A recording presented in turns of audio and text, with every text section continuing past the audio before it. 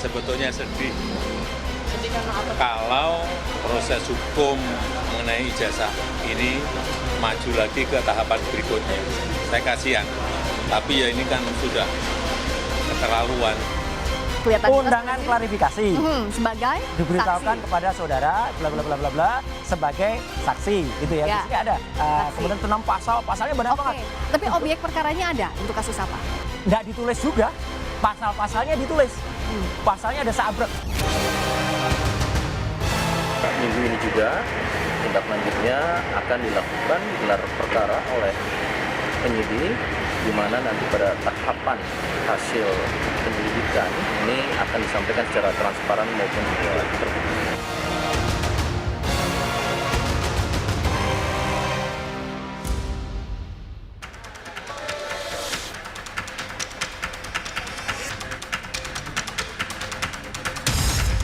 Sebanyak 22 pertanyaan diajukan penyidik Dirtipidum Bareskrim kepada Jokowi yang dinampingi koordinator kuasa hukumnya Yakub Hasibuan. Usai pemeriksaan, Jokowi membawa pulang ijazahnya yang sempat diserahkan adik iparnya ke penyidik. Ia pun berjanji akan memperlihatkan ijazahnya di pengadilan. Tudingan ijazah palsu yang menimpa dirinya membuat Jokowi mantap melanjutkan kasus ini hingga ke pengadilan. Namun saat dirinya disinggung soal pernyataan Megawati yang menyindir agar berani memperlihatkan ijazahnya jika benar, Jokowi mengaku sedih.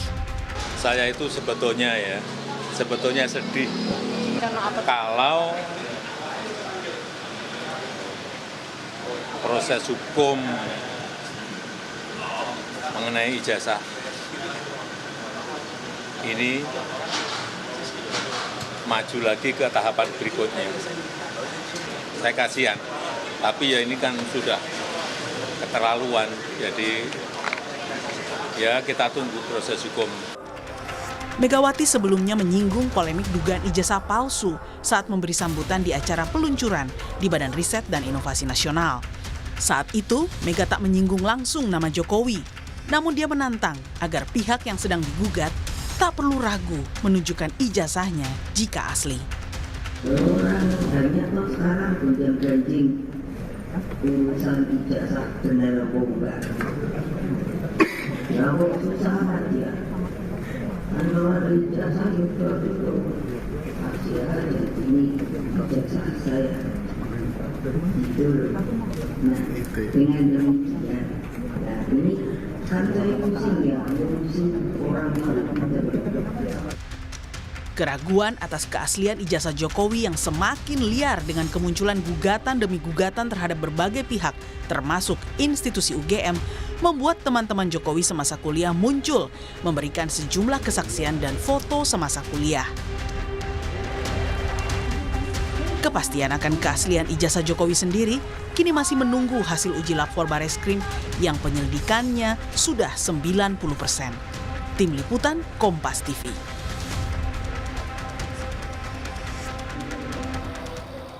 Saudara, setelah menjalani pemeriksaan di Bareskrim sebagai terlapor, Jokowi mengaku siap melanjutkan tudingan ijazah palsu ke pengadilan. Baginya tuduhan soal ijazahnya sudah keterlaluan, lalu bagaimana mendudukkan perkara ijazah palsu dalam aturan hukum nasional? Dan adakah sanksi hukum bila seseorang atau institusi menerbitkan ijazah palsu? Kita bahas bersama kuasa hukum Joko Widodo, sudah ada Bung Yakub Hasibuan, dan juga sudah ada penuding ijazah palsu Joko Widodo, Bung Roy Suryo yang sudah hadir di studio. Terima kasih Bung Roy. Serta ahli hukum pidana Universitas Pelita Harapan, sudah ada Profesor Jamin Ginting. Terima kasih Prof. Jamin sudah bergabung bersama kami di Kompas Petang. Terima kasih. Terima kasih juga Sore Bung Prof, Yakub. sore Pak Yakub. Ya, saya Sore akan Mas Roy, sore Mbak, sore Prof. Jamin. Ya, saya akan ke Bung Roy terlebih dahulu. Hari ini Pak Jokowi diperiksa dan juga kembali membawa ijazah yang sempat diperiksa ya, dilaporkan. Kalau Anda melihatnya, apakah ini bagian dari kesiapan Joko Widodo terhadap tudingan Anda? Komentar saya satu, kalau boleh kita masyarakat Indonesia memberikan award kepada Bareskrim atas pemeriksaan yang luar biasa cepat ini. Ya, bayangin, 22 pertanyaan hanya dalam waktu kurang dari 1 jam. masuk tuh 947, sudah saya hitung tadi, keluar 1042. Berarti 22 pertanyaan tuh bisa diselesaikan, satu pertanyaan tuh kira-kira hanya 2 menit. Pertanyaan apa yang bisa diselesaikan selama 2 menit, Mbak Cynthia? Jadi artinya kita kan pernah tahu klarifikasi di Bareskrim itu nama. Masa itu sudah disiapkan, kecuali kalau selaku ahli biasanya kita dikirim dulu melalui file alamat itu. Jadi di situ kita tinggal tanda tangan, tinggal baca lagi. Kapan waktu ngeprintnya, ya, kapan waktu kemudian mendengarkan nama Bapak lengkapnya, baru. Jadi dugaan Anda apa nih? Dalam sekian waktu yang Anda sebut sangat singkat menjawab 22 pertanyaan? Ya biarkan masyarakat yang menilai aja, tapi kalau semua proses seperti ini, saya kira bagus Bareskrim dan kepolisian. Jadi pemeriksaan itu cepat sekali gitu loh. Kan 22 pertanyaan dalam waktu 1 jam, come on gitu loh. Logika sehat kita, akal sehat kita agak sulit menerima itu. Tapi ya boleh lah. Gitu. Oke, saya coba tanya ke Bung Yakub. 22 pertanyaan diajukan penyidik ke Pak Jokowi. Apakah sudah ada spesifik soal autentifikasi ijazah? Dan apa saja sebenarnya dari 22 pertanyaan itu yang paling besar porsinya? Iya, pertama-tama tentunya saya agak sedikit menyayangkan ya kalau Mas Roy mengomentari sesuatu yang Mas Roy tidak berada di situ tadi. Jadi kan tentunya beliau tidak mengetahui sebenarnya tadi prosesnya seperti apa. Dan mungkin harusnya di sini ada juga dari pihak penyidik untuk mengimbangi itu, karena yang berhak menjawab kan nanti penyidik. Tapi kalau untuk diskusi tadi, kalau boleh saya klarifikasi untuk tadi itu ada 8 pertanyaan besar yang terbagi-bagi, yang poin-poinnya itu kami total ada 22. Kalau hanya kita diskusi secara, walaupun kembali lagi, saya sebenarnya tidak mau mengomentari apa yang Mas Roy sampaikan. Tapi paling gampang nih Mas Roy, tanya, apakah Anda sehat? Ya, itu satu pertanyaan. Emang itu berapa lama butuh waktu yang menjawab, apakah Anda sehat Mas Roy? Nah, itu kan sehat jasmani dan rohani, kalimatnya panjang kan jawabannya juga. Sebentar Mas, saya lagi bicara Mas. Ya, tapi kan Mas Roy pernah diperiksa juga. Artinya tidak ada kesalahan dalam pemeriksaan apapun. Dan tadi Pak Jokowi sudah hadir sendiri untuk memberikan keterangan sebagai pihak yang diadukan atau dilaporkan. Nah, kalau ternyata sekarang Mas Roy mengatakan seakan-akan ada narasi-narasi keanehan, ya silahkan aja apa yang Mas Roy duga atau apa yang Mas Roy tuding silahkan disampaikan aja Mas, kalau memang ada yang aneh gitu. Tapi kalau tadi dihadiri oleh banyak pihak juga, semua berjalan dengan normal dan sebagaimana mestinya. Bung Yakub, jadi yang paling besar porsinya dari 22 pertanyaan itu apa? Autentifikasi ijazah sudah ditanya juga?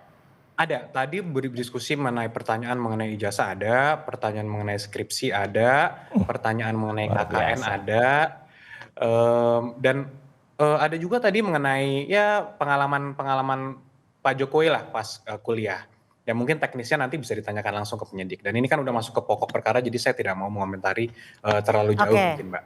Oke, tadi ada map yang dibawa oleh Pak Jokowi, itu ijazah asli? Betul, itu ijazah asli yang sudah dikembalikan kepada Pak Jokowi.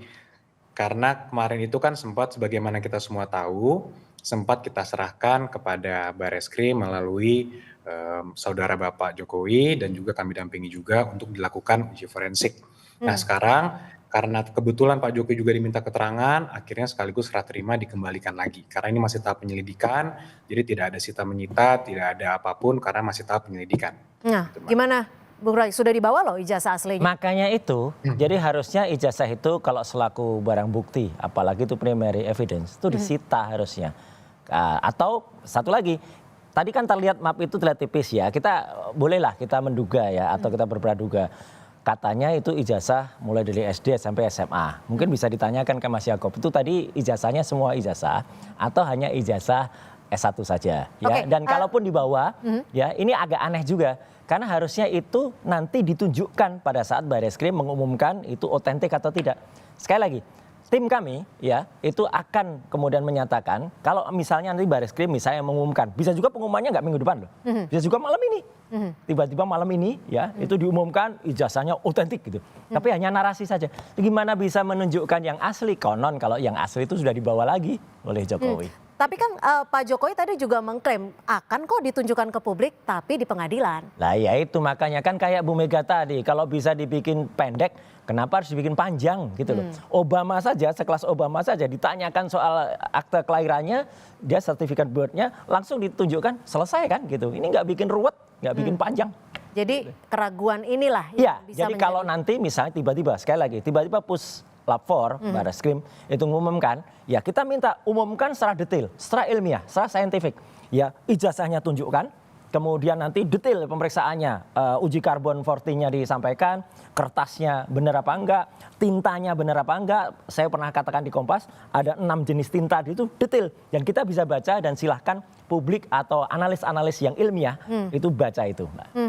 Bung Yakub, tadi itu ijazahnya hanya ijazah S1 atau semua ijazah seperti yang sebelumnya sempat disebut Jokowi? Kita bawa semua ijazah Mbak, yang dikembalikan itu kan SMA dan kuliah. Hanya SMA dan Tapi kuliah tadi- yang tadi dikembalikan ya? Betul. Artinya Mbak. nanti, artinya ijazah asli ini sudah diperiksa secara laboratorium forensik? Iya, informasi yang kita dapatkan seperti itu. Namun kan kita kembali kita juga masih menunggu nih Mbak, hasil dari Barreskrim seperti apa pemeriksaannya. Dan kita hormati, kita tunggu, kita juga tidak mau mendahului. Dari pihak Barreskrim juga mengatakan ditunggu saja karena prosesnya masih berjalan, sehingga ya kami hormati. Jadi kita tunggu saja mungkin Mbak. Bung Jamin, kalau dilihat dari konstruksi hukum saat ini, memang ijazahnya harus langsung bisa dibawa oleh Pak Jokowi ya sebelum kepolisian memberikan klarifikasi ataupun mengumumkan dari hasil uji laboratorium forensik, atau bagaimana sih? Ya, ini kita lihat dulu dalam proses apa. Kalau ini dalam proses penyelidikan atau dalam proses penyidikan. Karena kalau dalam proses penyelidikan, dia nggak melakukan penyitaan, begitu ya. Dia harus dikembalikan kepada barang di mana benda tersebut diminta. Ya diminta, bukan disita kalimatnya. Nah, tapi kalau dalam proses penyidikan, ada upaya paksa untuk melakukan penyitaan terhadap barang-barang yang akan dijadikan bukti nantinya untuk menguatkan dugaan adanya tindak pidana tersebut. Nah, saya sedikit mengomentari karena juga saya berlatar belakang dari dunia pendidikan ya. Pada umumnya semua ijazah-ijazah yang dikeluarkan oleh universitas itu juga terdaftar datanya di Kementerian Dikti, ya Pendidikan Dikti. Jadi saya kira perlu juga dipanggil Kementerian Pendidikan pada saat itu terkait dengan laporan-laporan yang ada urutan ijazahnya dan juga nama-nama orang yang mendapatkan ijazah berdasarkan laporan dari universitas tersebut ya, UGM dalam hal ini. Jadi pendidikan tinggi pada saat itu, kementerian pada saat itu bisa menunjukkan juga bukti-bukti apakah ijazah registernya itu juga terdaftar di Kementerian Pendidikan Tinggi pada saat itu. Jadi itu juga menjadi suatu bentuk pertanggungjawaban dari negara untuk menyatakan bahwasanya itu benar-benar sinkron ya apa yang ada di Kementerian Pendidikan pada saat itu dan juga yang ada pada UGM pada saat itu juga begitu. Oke, ketika pihak kepolisian sudah melakukan uji laboratorium forensik, harusnya sejatinya memang publik diberikan informasi. Lalu seperti apa nantinya pihak kepolisian akan menangani kasus ini? Kita masih akan kembali membahasnya usai jeda, tetap bersama kami.